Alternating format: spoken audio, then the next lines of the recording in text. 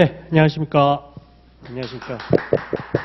네, 저는 박세호 행정사라고 합니다. 지난번 혹시 1일날 설명회 때 오셨나요? 두 분 다? 뭐 오셨어요? 아, 오셨구나. 네네네. 저는 일단 이제, 네.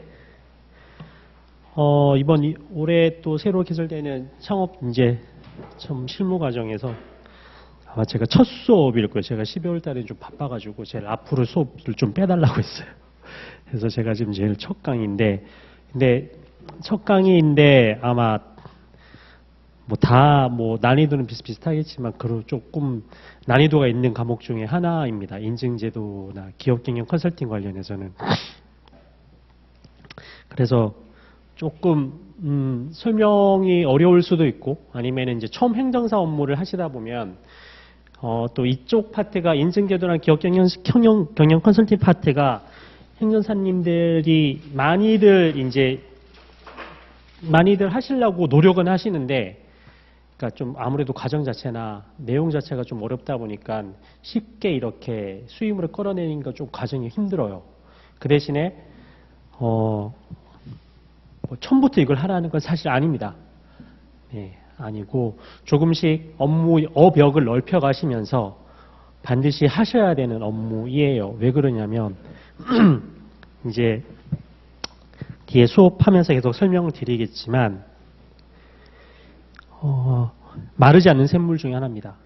얘는 인증이 기업은 계속 존재할 수밖에 없고, 네.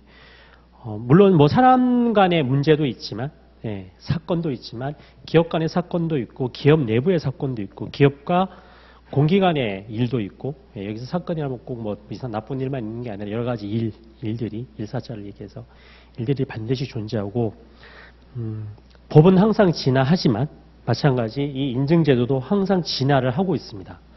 또 플러스 알파로 해가지고 민간 인증도 되게 많이 늘어나고 있고 더 많은 거는 해외 인증도 많이 있다는 거죠. 예, 그래서 얘는 반드시 마르지 않는 샘물이고, 그리고 장담하건대 이번 교육 받으시는 강의들 중에 수임료가 제일 단위 자체가 다릅니다. 예, 단위 자체가 다릅니다. 수임료가 높다는 거는 그만큼 일이 어렵다는 겁니다. 수임료가 뭐 쉬운 일인데 수임료가 높을 이유는 없죠. 그죠? 쉬운 일이면 본인들이 직접 해결하죠. 그죠? 본인들이 직접 해결하면 되는데 그럴 수가 없다는 일이에요. 그러다 보니까 어렵다는 거는 그만큼 우리가 업무적으로, 행정사로서 업무적으로 머릿속에 든 것도 많아야 되고 해야 될 일도 많고 기간도 길고 실패 확률도 높고 그러다 보니 수임료는 비싸다는 겁니다. 근데 내가 계속 승률을 유지하기 위해서는 그만큼 계속 지속적으로 공부를 해야 되고, 그 다음에 업체, 이제 기업을 해석하는 능력, 그 다음에 경제를 보는 능력, 그 다음에 기업 관련된 정책에 위반될 때 또는 발효가 될 때 그때 어떻게 해석하고 접근해야 될까? 그리고 이거를 어떻게 기업가들한테 그 사람들 눈높이에 맞게끔 또 설명을 하고 나한테 수임으로 끌고 와야 될까? 그래서 소통의 언어와 기술의 언어가 동시에 존재하는 난이도가 꽤 높은 업무들입니다. 근데 이걸 하지 않으면 행정사는 존재하면 안 됩니다. 저는 그래요. 왜냐하면 시장 파이는 정해져 있는데 이쪽 파이는 계속 커지고 있는 파이거든요. 잘 생각해 보면 뭐 여러 가지 일들이 존재하죠. 뭐 예를 들어 체류 자격 문제 이런 것도 마찬가지인데, 뭐 이제 동포 관련해서 F4 비자라든지 동포 관련, 동포들은 어떤 사람을 동포라고 그러죠? 예전에 한국에 살았거나 아니면 부모가, 그죠? 근데 이제 점점 비율은 줄어들 거예요. 왜냐면 이제 뭐 해외 동포 중에 가장 많은 부분을 차고 있는 조선족들, 부모님들 이제 다들 돌아가시면은 이제 그 사람들 자제들도 수는 없어지겠죠. 그죠? 그러니까 시장 파이는 줄지 않을까? 해외 동포 시장? 근데 다른 걸로 또 늘어날 수는 있죠. 우리도 많은 해외에 나가서 살고 있으니까. 그런 문제들도 존재할 수가 있고, 좀 더 뭐 많은 외국인들이 들어오게 되면 좀 더 늘어날 수는 있지만, 지금 그 시장 자체는 우리 많은 행정사님들이 시장에 있기 때문에 경쟁이 분명히 될 거고 가격도 계속 떨어지고 있는 상황이고 예. 파이는 그대로인데 파이는 늘어나게 하겠지만 경쟁은 계속 늘어날 거란 얘기가 되는 거예요. 그죠? 그리고 마찬가지 행정심판 안 그래도 오늘 이번에 행정사 실무법에서 많이 꽈락이 났다고 하는데 대부분 비송이라든지 행정심판이라든지 이런 문제일 거예요. 그죠? 근데 이거는 지금 점점 AI가 지배를 하고 있어요. 속으로 웃었거든요. 행정사 실무법에서 많이 꽈락이 났다고 그러는데 지금 현실은 그렇지 않은데 현실은 물론 이제 알아야죠. 법을 기본적으로 아는 건 알아야지만 행정사 실무법에 대해서 우리가 손으로 쓸 줄 알아야 돼요. 물론 그죠. 어느 법률을 찾아야 되고 어떤 글을 써야 할지는 알아야 되지만 막상 행정심판 중앙행심이 들어가서 사이트 들어가면 청구 취지 목적 이유 그냥 쭉쭉쭉쭉 예시가 나와 있어요. 그냥 초이스하면 돼요. 지금 지금 소송 관련해서도 그죠? 거의 전자소송이 진행 많이 되는데 그게 일반인들도 쉽게 할 수 있는 부분이거든요. 예전처럼 행정심판하면서 행정심판 서류를 등기로 중앙행심으로 보내는 건 옛날 얘기예요. 그거 하면 이제 바보죠. 왜 등기로 보내고 등기로 받고 있어요? 그 시대는 끝났습니다. 이제 심판 중앙행심이 홈페이지 들어가서 직접 우리가 쓰고 접수하고 그게 훨씬 빠르고 90일까지 접수해야 되는데 갔다 내내 만에 왔다 갔다 교통낭비 시간낭비 우체국 왜 갔다 갔다 해요. 24시간 사이트에 열려 있는데 바로 접수하면 바로바로 접수되었습니다. 그리고 바로 그 현장에서 바로 집행정지 낼 수 있고 모든 절차가 되게 편리하게 지금 정부 2.0, 3.0 이렇게 정부도 민원 행정에 관련해서 사이트가 계속 진화를 하고 있거든요. 그래서 거의 4.0, 5.0 되면 지금 이제는 기본적인 소송이라든지 기본적인 것들은 그냥 AI가 다 할 거예요. 그리고 마찬가지인 게 지금 많은 이제 석사 과정에서 학부도 생기고 있죠. 이제 정책 중에도 요즘 앞에 많이 붙죠. 융합 정책. 그죠? IT랑 IoT랑 이제 이공계가 합쳐져서 융합적인 과가 되게 많이 나오고 있어요. AI 정책, AI 공공행정, AI 행정 이런 식으로 되게 많이 과들이 융합하고 있어요. 그 전부 다 이제 먼저 정부 4.0, 5.0 우리도 4차 산업혁명에 맞게끔 정부도 변화하고 있거든요. 국가도. 정부가 변하는 게 아니라 행정이 변화하고 있다는 거죠. 행정 자체가. 그래서 거기에 대응해야 되고 마찬가지 이 파트도 계속 변화를 하고 있고 이 파트도 마찬가지 산업은 계속 늘어날 거고 산업은 앞으로 해야 될 게 많기 때문에 저는 꼭 이쪽 파트는 전부 다라는 건 아니에요. 기본적으로 갖춰야 될 거 소양은 갖춰야 돼요. 왜 이 기본적인 소양을 갖춰야 되냐면 기업 경영 컨설팅을 하다 보면 기업을 접하다 보면 기업 안에 직원들이 외국인이 있을 수도 있고요. 직원들이 음주운전도 할 수도 있고요. 직원들 가족들이 행정적인 사건 사고를 일으킵니다. 그죠? 거기 대부분 가는 회사들 보면 거의 3분의 1이 요즘 다 외국인 근로자 아니면 다문화 가정 그렇단 말이죠. 그러면 외국인 근로자들은 출입국 문제가 생기지 않나요? 그렇죠. 그런 기업가 내가 대표와 이런 간단한 인증 문제라든지 간단한 기업 간에 발생할 수 있는 행정, 이제 공행정, 사행정이 발생하게 되면 거기서 제가 할 수 있는 일들이 또 시장이 늘어나요. 거기 안에 있는 직원들 중에 체류 자격의 문제가 반드시 생깁니다. 그리고 마찬가지 또 대표님 욕심에 직원들을 오래 묶어놓고 싶어서 이 직원이 너무나 열심히 일을 잘하고 그 다음에 업무 성용도가 높기 때문에 이 직원들을 계속 두고 싶어 한단 말이에요. 그러면은 뿌리 기업이라든지 여러 가지 정책 자기 인증을 통해서 회사 기업의 인증을 통해서 이 직원을 오래 둘 수 있는 그런 걸 찾다 보면 또 마찬가지 또 그 직원이 오래 일을 하기 위해서는 이제 전문 체류자고 바뀌어야 되겠죠. 그죠? 그러면은 자격증도 짜야 되고, 한국어 능력 시험도 봐야 되고, 그러다 보면은 그런 것들에 대해서 제도는 알지만 실제로는 모르는 거죠. 실무적으로 대표님들. 그러면 결국 또 바로 옆에 있는 행정사를 찾을 수밖에 없어요. 내가 이랬던. 박행 이거 할 수 있어? 예, 알겠습니다. 도와드리겠습니다. 예, 그래서 기본적인 거는 최단 시간에 기본적으로 해야 될 소양들은 기본적으로 최단 시간에 갖추고 그러면서 계속 이쪽 파트를 공부해서 접근을 하셔야 지속적인 수입으로 끌어낼 수가 있어요. 안정적인 수입으로. 예, 그래서 수입 범위가 점점 넓어지는 거예요. 지금 인큐베이팅 과정이 되게 짧죠. 우리가 행정사들 보면 인큐베이팅가 60시간인가요? 예, 실무 그죠. 근데 그것도 많은 문제가 되죠. 뭐 다른 이제 뭐 손해사 증인이나 뭐 회계사들 같은 경우에는 회계법인이라든지 손해사증인 법인 가서 2년 기본적으로 근무하고 난 뒤 기업을 할 수가 있는데 행정사는 그렇지는 않아요.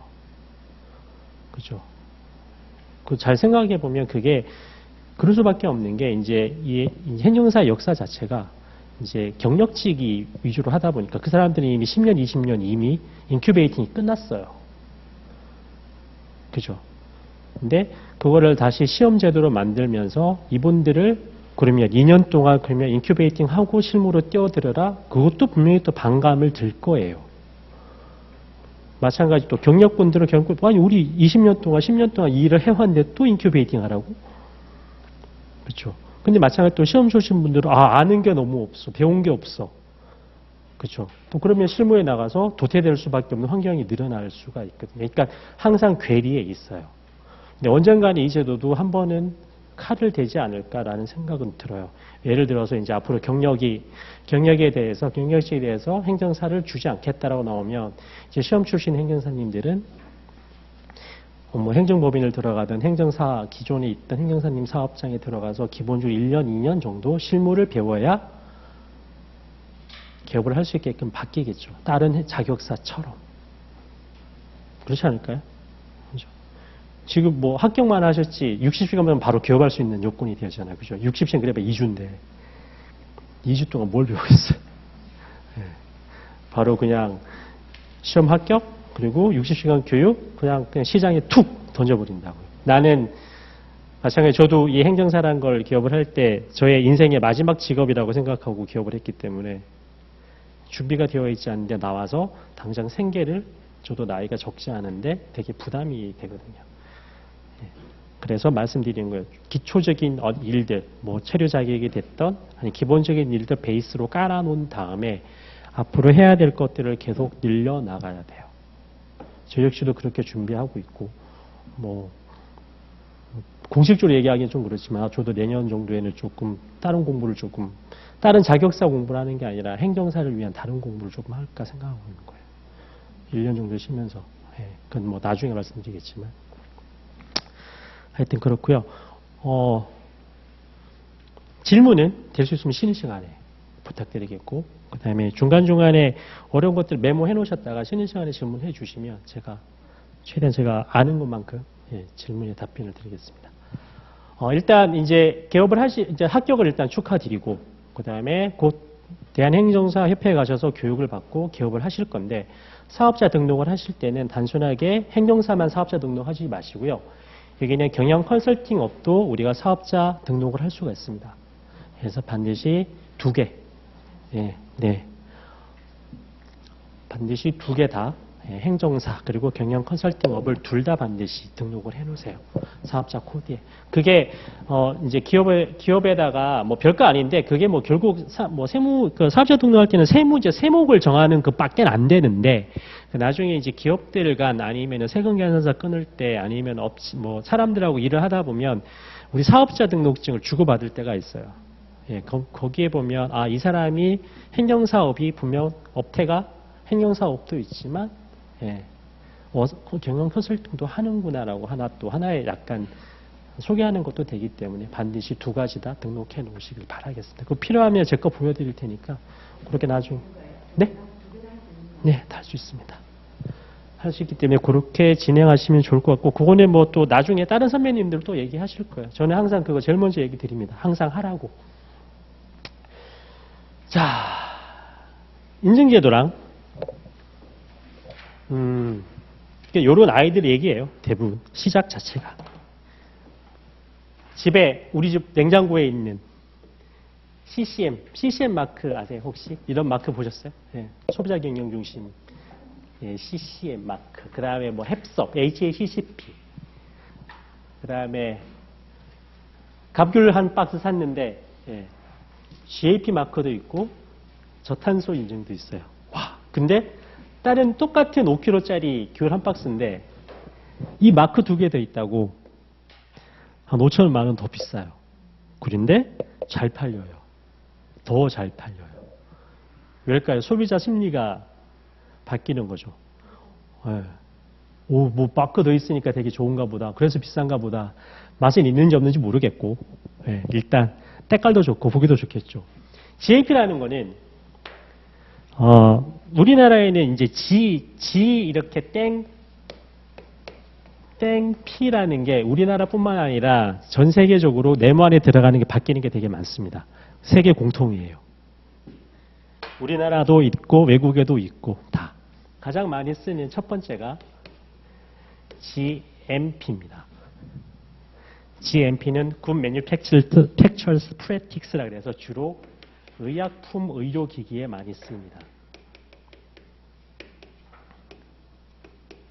그 GMP 마크 많이 보셨을 거예요. GMP 마크는 굉장히 많이 보셨을 거고 앞에 소문자로 C가 하나 붙으면 CGMP라 그래서 코스메틱이 돼버립니다. 화장품 관련해서 코스메틱 Good Manufacturing Practice를 해서 우수 제조 기준에 인증한 우수 제조 기준이거든요. 이게. 여기서 Good과 Practice는 공통이고 여기서 S가 붙습니다.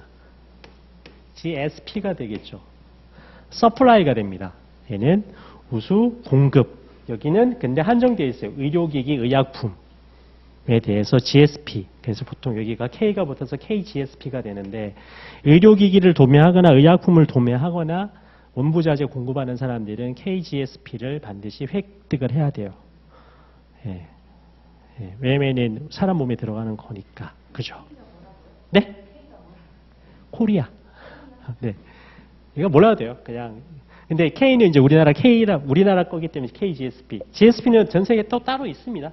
각 나라마다 있습니다. 그럼 여기가 또 A가 붙었어요. GAP. Agriculture가 돼요. 우수 농산물 관리 인증. GAP가 돼요. 그러니까 이 GP에다가 중간에 뭘 붙이냐에 따라서 되게 달라져요. 그러면 이 GAP는 또 뭘까요? 왜 이건 또 농산물에만 할까? 우수 농산물 관리 인증이라는 건요. 이제 농산물에는 크게 인증이 두 가지가 있어요. 뭐 유기농 인증. 농약을 쓰지 않았습니다. 그러면 농약 안 쓰면 나머지는 인증 없을까요? GAP가 있어요. 농약을 써, 오케이. 농약을 안 쓰면 또 안 자라는 이제 작물들도 있기 때문에, 그런 게 있기 때문에 마찬가지 뭐 뒤에 나오겠지만 ASC 인증 같은 경우에는 아니 뭐 장어라든지 우리 양식 어류는 이 방부제 덩어리거든요.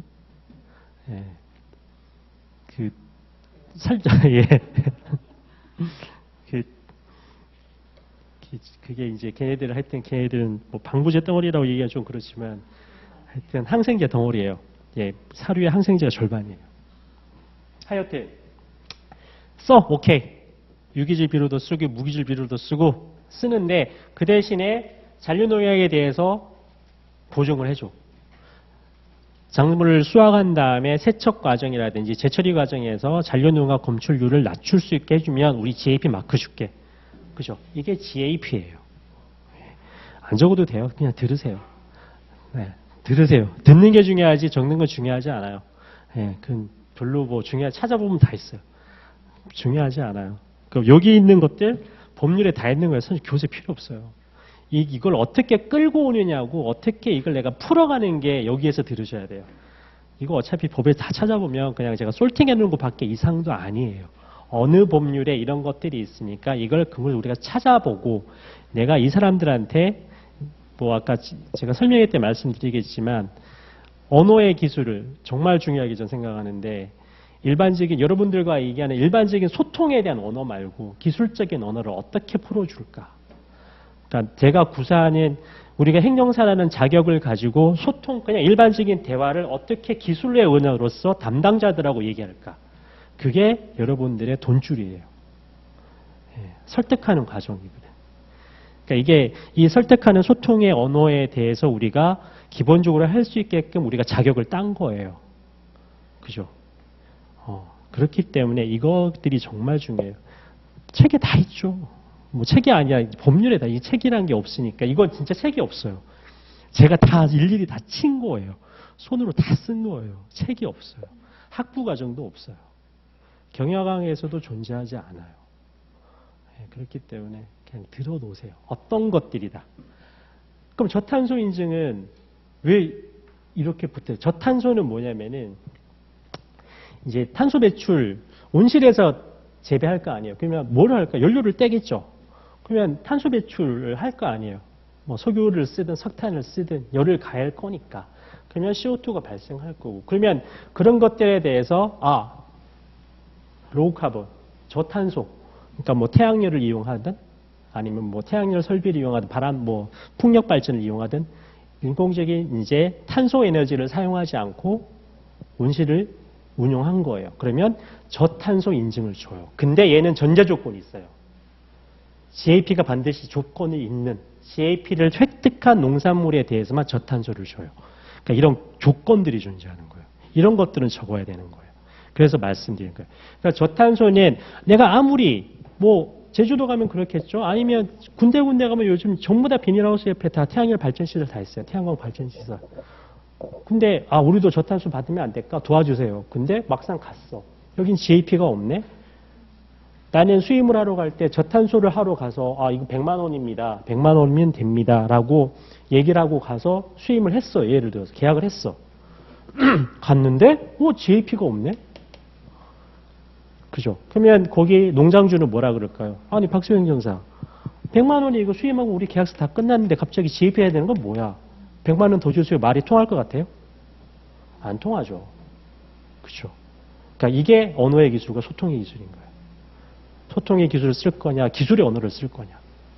그러니까 이런 것들을 빨리 캐치를 해야 돼요. 그래서 이런 거를 굳이 설명을 드리는 거예요. 그래서 필요 충분 조건이 반드시 존재하고 그게 어떤 것이다. 그래서 무작정 전화 상담 같은 거 할 때 이거 얼마입니다라고 얘기할 건 절대 아니에요. 절대 아니기 때문에 필요한 것들이 뭘까. 예, 그래서 대부분 의뢰인들은 쇼핑하시거든요. 예, 대부분 또 개업하시면 블로그 다 하실 거예요. 예, 블로그 하시고 하면은 이제 뭐 기술적인 언어를 쓰시겠죠.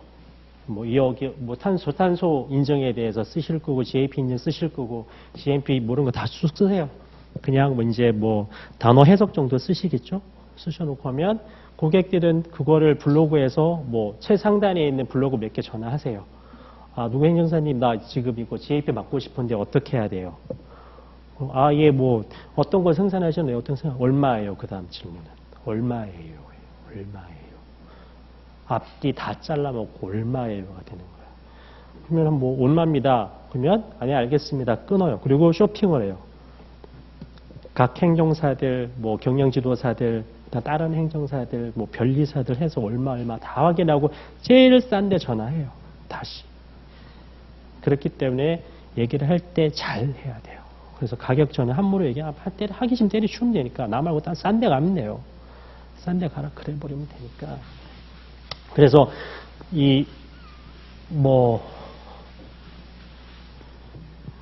블로그를 하든 SNS를 이용해서 온라인 영업하는데 한계가 바로 그 부분이라고 저는 생각하기 때문에 저는 온라인 영업 잘 안 하는데 거의 안 하죠. 안 하는데 하여튼 그런 문제가 발생하기 때문에 반드시 많은 걸 머릿속에 담아두고 가야 준비가 된다. 만약에 저탄소, 그럼 딱 저러면 되겠죠. 저탄소 받고 싶은데 어떻게 해야 돼요? 그래서, 그러면, 대표님, GAP 가지고 계세요?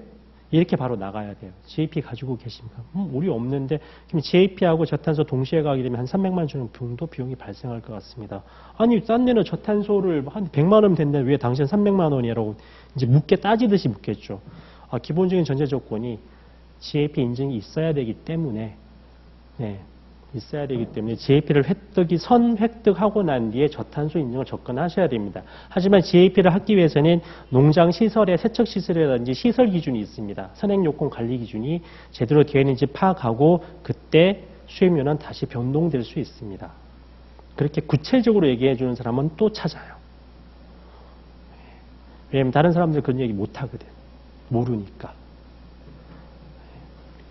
그래서 결국 이 말은 뭐냐? 농업이 됐던 서비스업이 됐던 제조업이 됐던 산업 전반에 대한 이해력이 있어야 된다는 거예요. 필요한 거. 그래서 지난번 1일날 제가 잠깐 설명했던 업해력, 업체를 해석할 수 있고 마찬가지 그 업을 해석할 수 있는 능력을 기초적으로 배양하고 있어라. 그래야 준비된 자가 접근할 수 있다.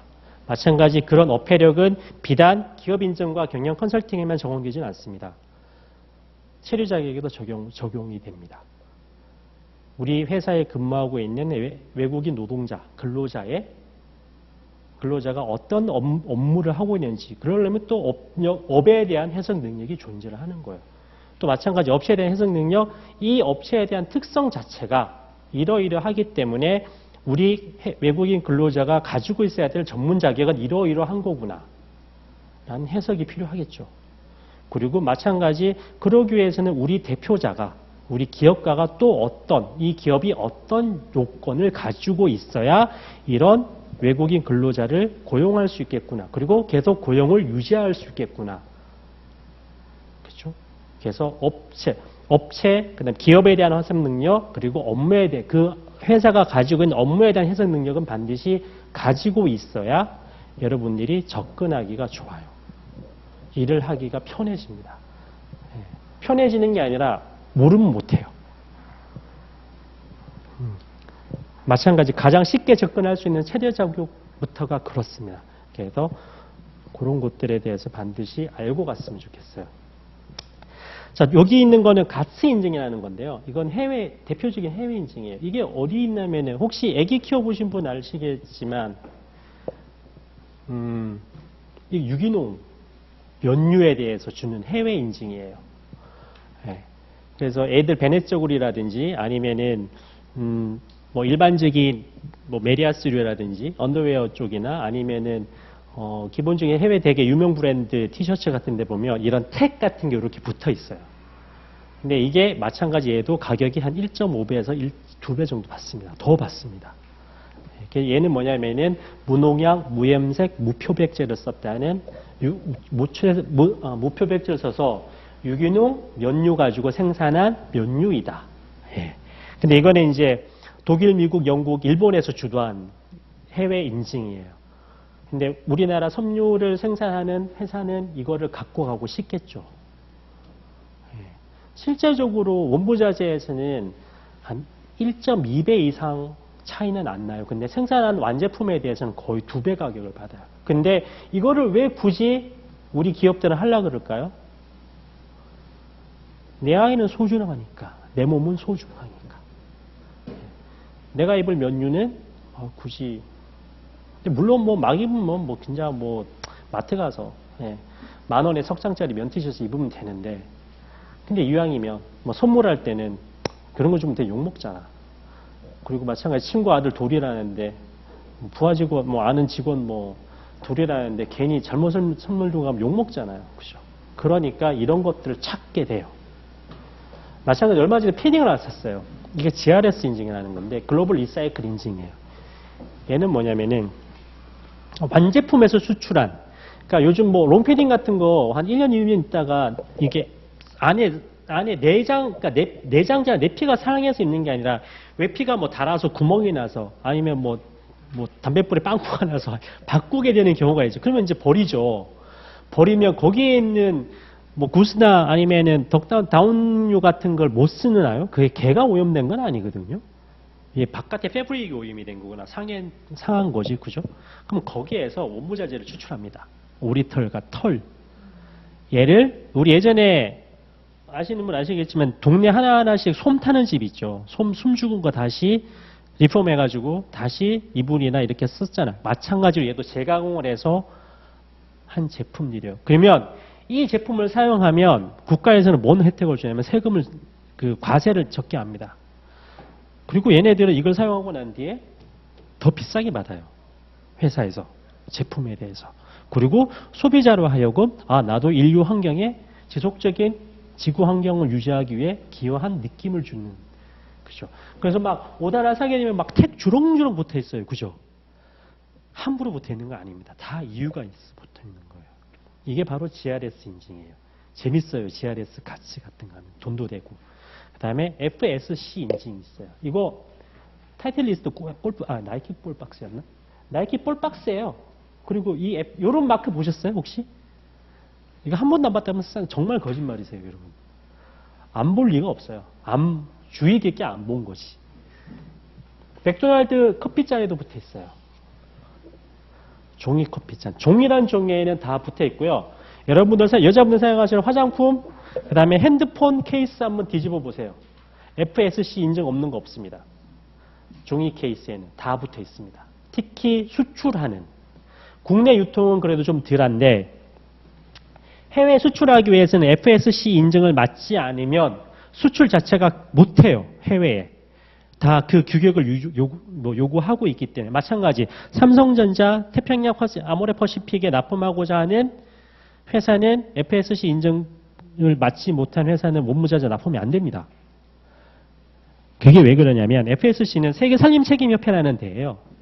FSC 지속적인 산림목재 관리를 위해서. 여기 작은 숫자들 있죠. 이 코드 넣으면은 얘가 어디에서 벌목이 돼가지고 펄프 가공이 돼서 종이박스가 생산되는지 추적 관리가 나옵니다. 자, 이렇게 추적 관리되는 거를 글로벌적인 회사, 삼성, 아모레퍼시픽, 맥도날드, 그죠? 납품을 시키는 거죠. 자, 이거 같은 경우는 나는 하기 싫은데 먹고 살라니 나도 맡아야 돼요. 기업들이. 예. 지금 수출하는 계란 같은 거, 계란 골판지 있죠. 걔도 붙어야 돼요. 이제 머리 터져요. 해야 될 게 너무 많아요, 기업들이. 그래서 제가 항상 마르지 않는다고. 절대 마르지 않습니다. 기업들은 지금 뭐예요? 세계적인 이슈가 지속적인 지구 환경 개선이죠. 지속적인 지구 환경 개선. 삼성에 납품하고 싶으면요. ISO 없으면 납품 자체를 못합니다. 국제표준기구에.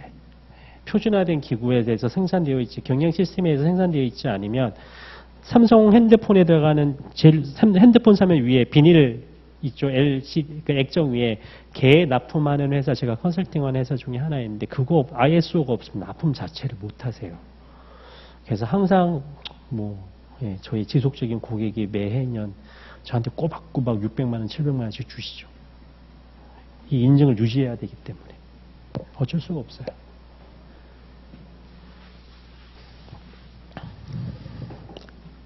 와이프 화장품이에요.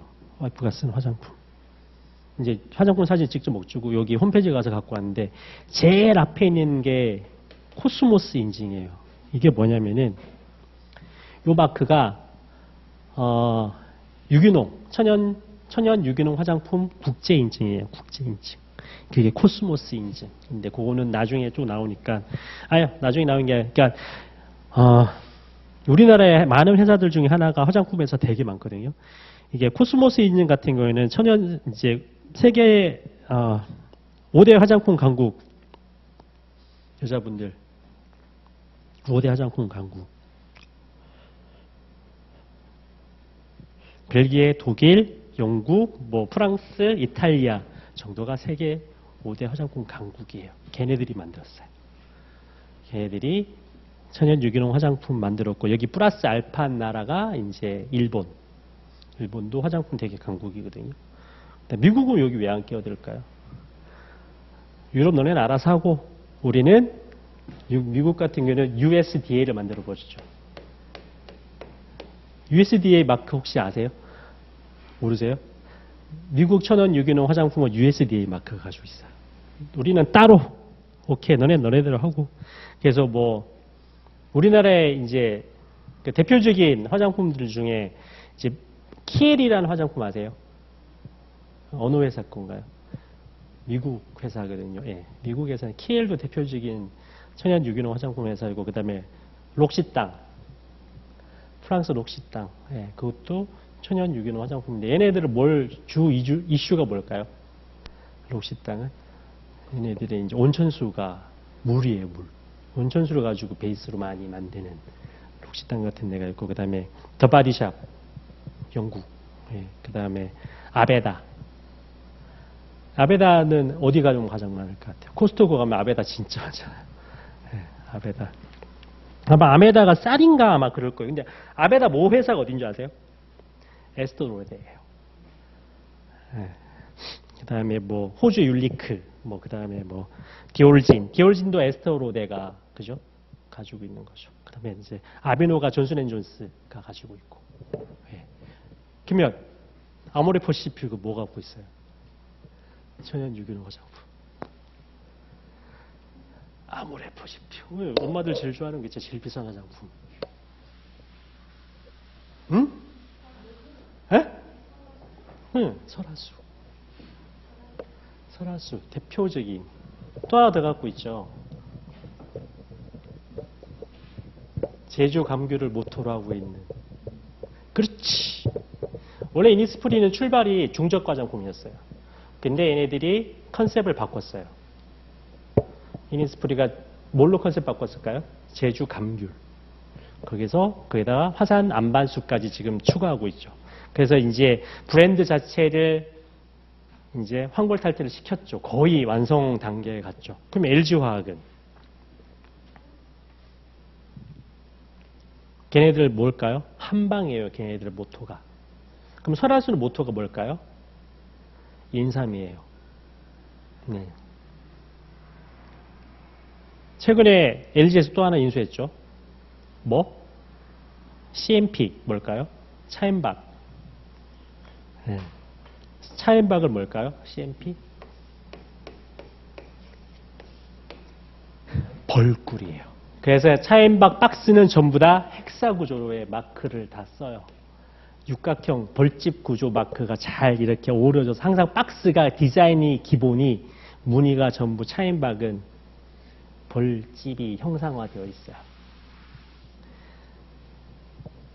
그러니까 산업에 대한 이해도도 굉장히 중요하세요. 이렇게. 천연 유기농 화장품은 우리나라 이슈 중에 하나죠. 우리나라가 화장품이 1조 클럽이 되게 많습니다. 중소기업들도 뭐 아모레퍼시픽, LG생활건강 이런 데만 1조 클럽이 아니고요. 중소기업도 되게 많습니다. 되게 많고 지금 이제 다시 중국 시장이 활성화된다면 화장품 시장도 만만치 않아요. 그리고 천연 유기농 화장품도 2019년부터 대한민국에 인증으로 존재하고 있습니다. 그래서 천연 유기농 화장품에 대해서 하려면은 화학적인 지식도 좀 갖고 계셔야 돼요. 그러니까 뭐 예를 든다면 아까 얘기했던 코스모스 인증 같은 경우에는 얘네들은 물에 대해서는 신경 안 써요. 물에 대해서 신경 안 쓰고 화장품은 방부제와의 싸움이에요. 집에서 화장품 만들어서 엄마들 이렇게 옛날에 쓰시고 막 그러죠. 그거 일주일 안에 다 쓰시고 막 그러잖아요. 왜냐면 방부제를 쓰지 않기 때문에. 유통기한이 길다는 거는 결국 안에 어마어마한 방부제가 들어가 있다. 네, 화장품, 먹거리에 유통기한이 길다는 거는 방부제 함량이 도대체 얼마야? 네, 생각을 해보세요. 아까 천연 유기농 화장품인데 설화수 인삼 쓰고 그 다음에 뭐 궁이나 뭐 오휘 이런 애들 한방 약품을 쓰는데 벌꿀 쓰는데 얘 안 상해요? 상하겠죠. 근데 우리 보통 집에서 6개월, 1년 이상 쓰잖아요. 그럼 결국 방부제 싸움인데 이 방부제가 써야 될 게 있고 안 써야 될 게 있고 그런 것들에 관한 규정들이 천연 유기농 화장품 규정들이에요. 예. 그래서 마찬가지 아까 GSP 했죠. 서플라이. 이 약품을 공급하는 회사가 이 방부제를 어떻게 공급을 하고 있고 이 GSP 인증이 왜 존재하느냐. 의약품을 도매하고 오모제를 도매하는 공급하는 업체가 이거를 상온에 보관해야 될지 냉온에 보관해야 될지 냉장에 보관해야 될지 보관해야 되는 규격에 대해서 잘 갖추고 있고 유통을 할 때 너네가 냉장차를 이용하고 냉동차를 이용하고 그 다음에 납품할 때마다 시험검사 일을 한국화학융합시험소의 KTR에다가 시험평가를 맡아서 잘 유통하고 있는지 확인하는 게 GSP예요. 그리고 그 환경하에서 생산을 잘 하고 있느냐가 GMP이고 이거를 먹거리로 변형하면 HACCP가 되는 거예요. 이해돼요? 다 그렇게 산업이 연결돼요. 마찬가지 여기 있는 게 두 번째 마크가 비건 인증이에요. 비건 뭐예요? 동물성 성분이 사용되지 않는 채식주의자들을 쓰는 이 비건 인증. 옆에 있는 게 세 번째 중간에 있는 게 재미있는 인증이죠. 얘는 시작가, 인증 수임 시작가가 3,000이 시작이에요. 할랄 인증이에요. 할랄 아시는 분? 아세요? 대박. 할랄은 무슬림이 먹을 수 있는 거. 네, 그게 할랄. 먹으면 안 되는 거. 하람이라고 얘기해요. 그래서 얘 우유, 벌꿀, 생선, 건포도 이런 것들을 할랄이라 보통 얘기하죠. 못 먹는 거 대표적인 뭐예요? 돼지고기, 동물의 피, 그 다음에 포도주. 건포도를 먹어도 포도주는 안 먹어요. 그죠? 그게 하람. 그러니까 할랄과 하람이 있는데 무슬림 이슬람 국가에다 수출하고 싶으면 무조건 할랄 인증 맡아야 돼요. 그죠? 근데 스타벅스에 납품하는 사람들도 할랄을 맡아야 돼요. 왜? 스타벅스는 이슬람 국가에도 있으니까. 예. 대한민국의 스타벅스에 납품하는 회사, 아까 제가 세계 5대 강국, 키엘, 록시땅, 더바디샵, 이너스프리란다, 디올진, 아비노, 아무런 우리나라 관련 없을 것 같죠. 부천 가보세요. 예. 여기 하청업체 엄청 많습니다. 우리나라에서 생산되는 화장품이 생각보다 많습니다. 여기에 납품하고 싶어서 세계적인 기업 납품하고자 하는 중소기업들 되게 많고 실제로 하고 있는 기업이 되게 많습니다. 그래서 알아야 된다는 거예요. 내가 쓸데없이 미국, 프랑스 로시땅을 내가 왜 알아야 되는데 아닙니다. 알아야 됩니다. 그런 회사들이 대한민국에 존재를 하고 있기 때문에 또 그런 회사들한테 납품하는 원부자재, 종이 박스라도 납품하는 회사, 그러면 FSC 있어야 되겠죠. 그렇죠. 인쇄가 우리나라밖에 인쇄가 안 되는 게 있어요. 그런 제품들이 존재를 하기 때문에 우리나라밖에 할 수 없는 가공하고 처리하는 기술들이 또 존재를 하기 때문에 땡땡 왕관이라는 회사가 있습니다. 뭐 만드는 회사냐면은 되게 웃기죠. 무슨 회사 이름이 무슨 땡땡 왕관이야. 주가가 한 30만 원 합니다. 뭘까? 병뚜껑 만드는 회사예요. 근데 우리나라에서 다 소화할 것 같아요? 90%가 해외 수출입니다. 90%가. 벤츠 BMW에 생산하는 문자가 어디서 하는 줄 아세요? S클래스에 들어가는 문자 부천에 있는 회사에서 하고 있습니다. 전혀 관련 없는 게 아닙니다. 다 관련이 있기 때문에 그래서 산업 전반에 대한 해석 능력도 반드시 아시고 가셔야 된다는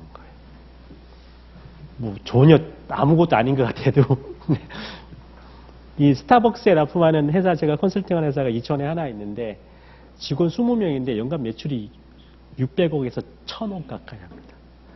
여러분들 스타벅스에서 고구마 라떼 드셔보신 분? 네. 대한민국에서 생산하는 분.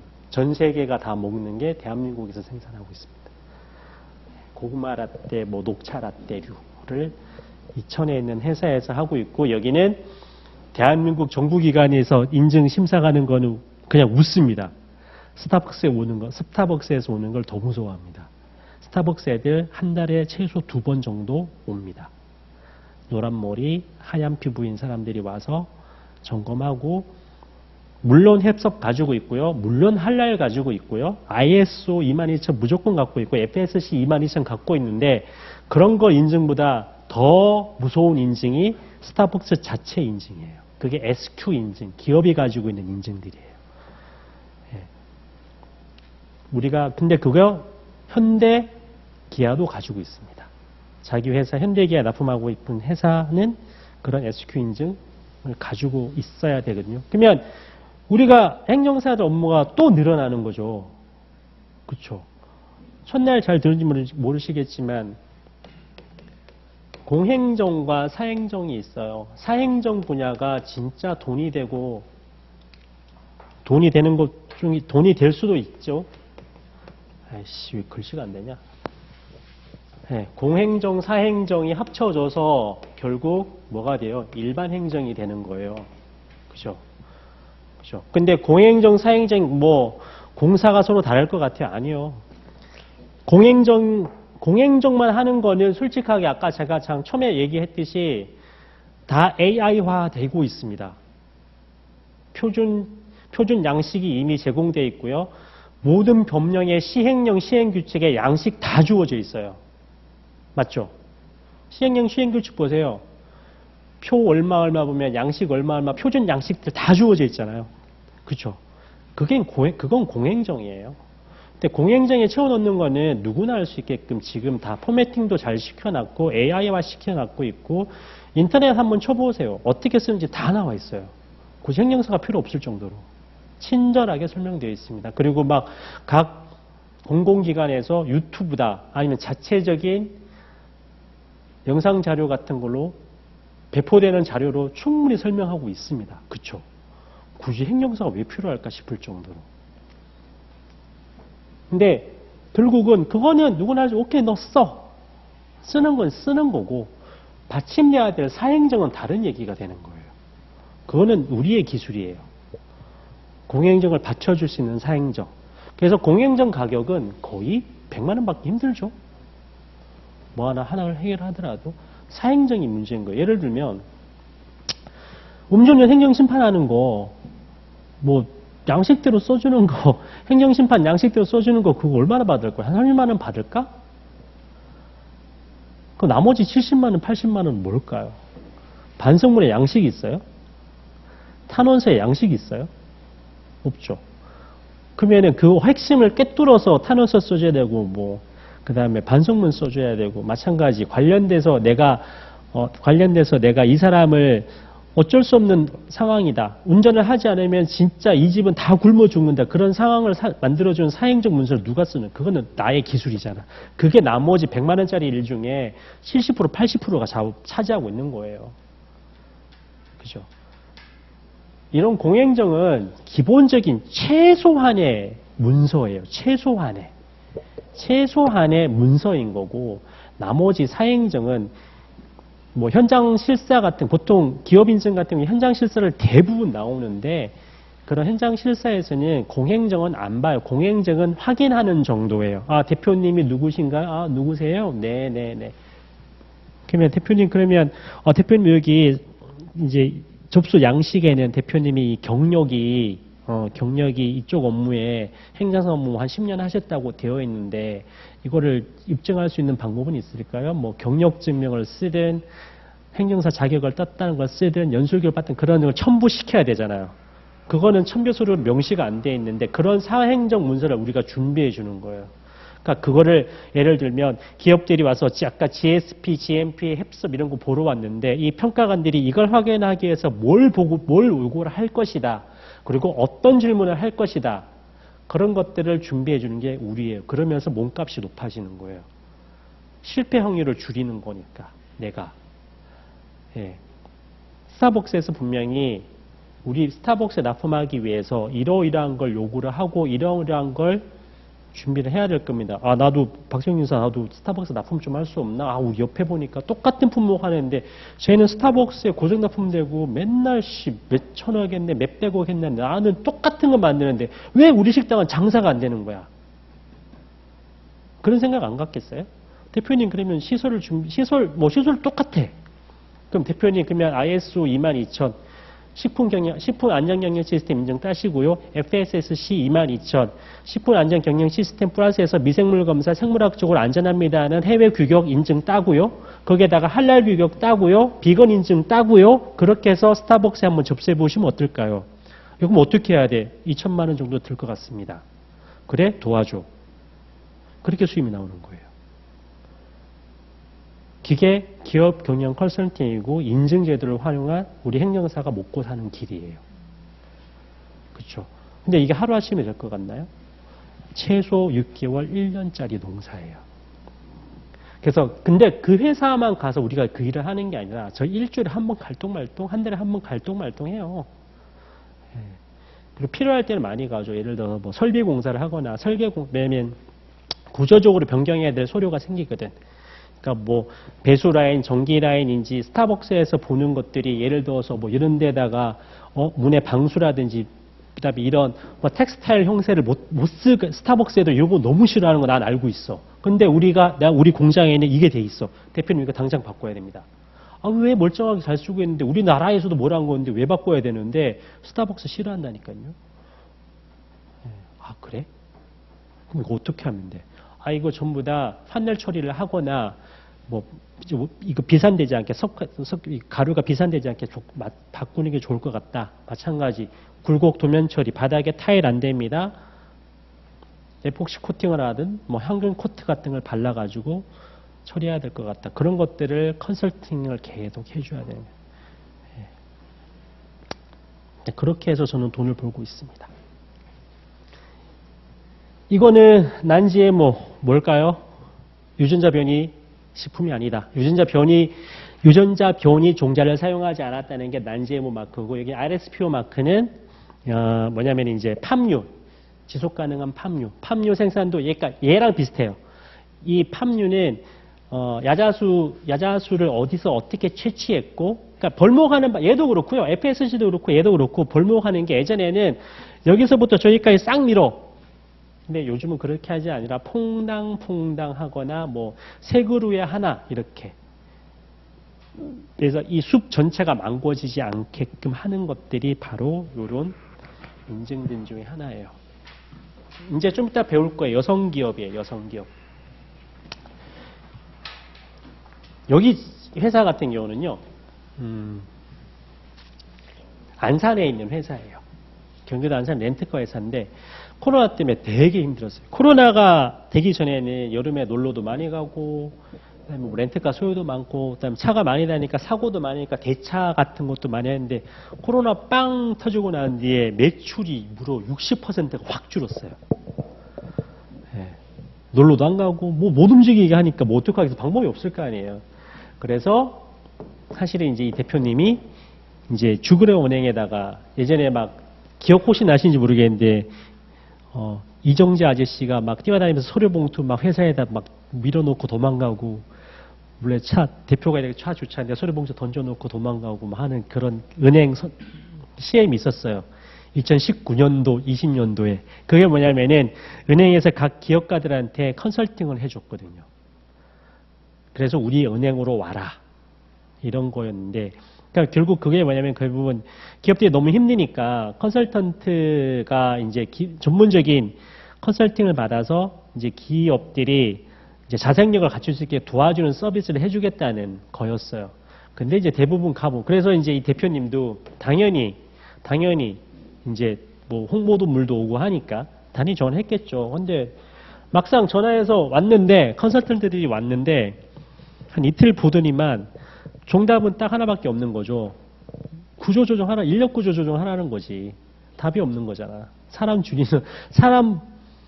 인건비 줄여서 수익을 늘리는 방법으로 컨설팅을 했다는 거죠. 그러니까 대표님은 또 그게 싫은 거예요. 차가 250대인데 사람 줄이면 관리를 어떻게 할 거야? 차가 250대인데. 인력으로 할 수 있는 게 아니거든, 그거는. 그죠? 사람 줄여서 될 일이 아니거든. 관리할 것들이 많기 때문에. 그래서 이제 저를 찾게 됐어요. 어떻게 하면 좋겠냐? 그래서 이제 가서, 근데 이때 2020년에 뭘 했냐면은 KEV100이라는 프로그램이 이게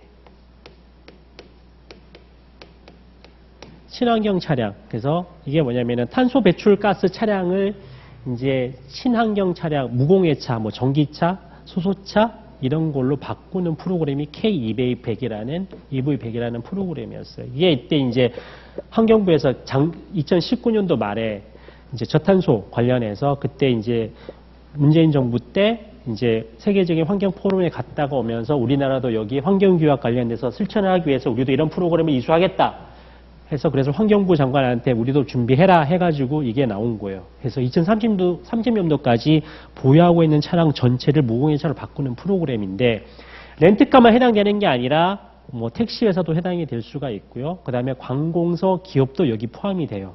하지만 이 프로그램에 참여하는 대상이 선정만 되면 국가가 이런 전기차나 이런 것들에 대해서 지금 아마 아이오닉이 900만 원 나갈 게 1200만 원까지 300만 원 더 줘요. 일반인들은 뭐 600만 원, 900만 원인데 이 회사 같은 경우에는 300만 원 1200만 원까지 우선 배정해줘요.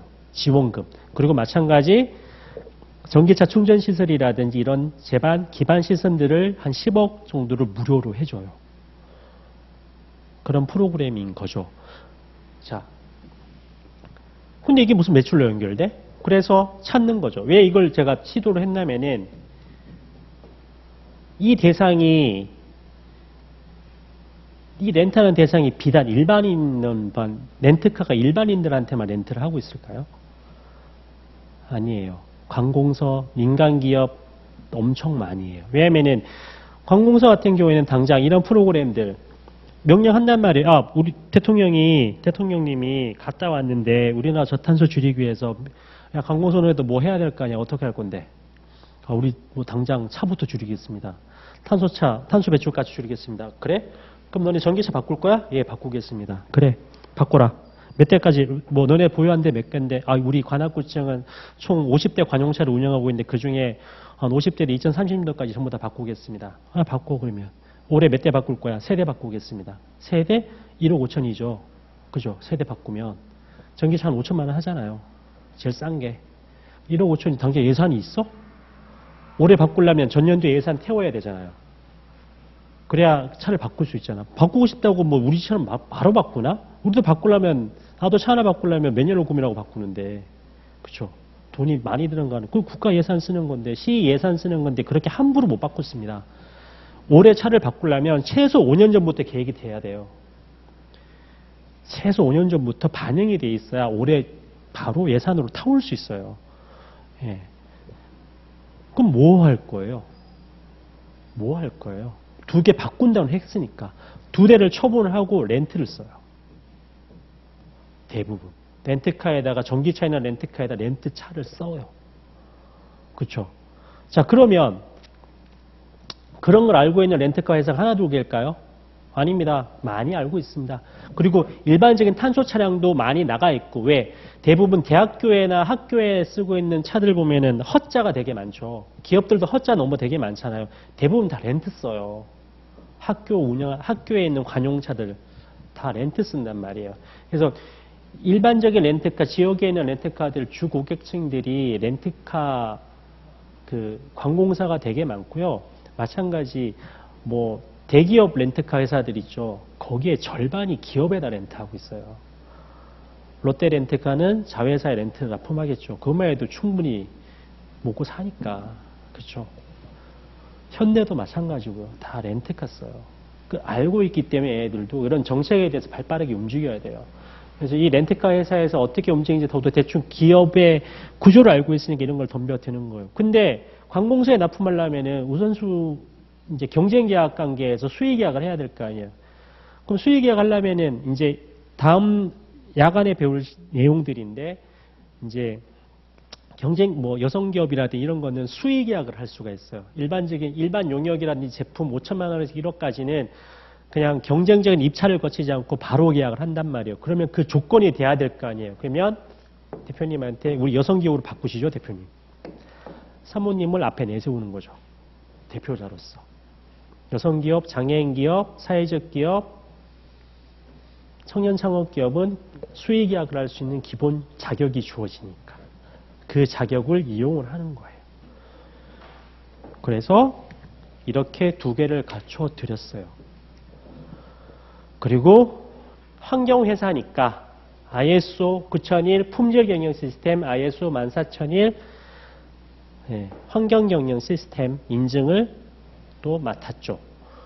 환경기업이라는데 앞에 있는 우리 회사 환경기업이라는데 환경에 너네가 환경주로 하는 게 뭔데? 보여줄 게 없잖아. 그죠? 그러면 결국 얘가 작용을 하는 거겠죠. 우리는 환경경영 시스템이라는 경영 철학을 가지고 회사를 운영하고 있습니다. 그래? 그러면 뭐 일단 기본적인 여기에서 배점이 가산점이 나오죠. 여러 회사가 냈을 거 아니에요. 근데 이 ISO 환경경영 시스템 있는 거랑 없는 거랑은 배점 자체가 다르겠죠. 그렇죠? 기본 배점, 시작점이 다르기 때문에 당연히 선정이 됩니다. 그래서 5개 업체가 선정됐는데 우리나라에 3개가 대기업이고 2개가 중소기업인데 그중에 하나가 제가 한 이 회사가 됐어요. 그래서 이번에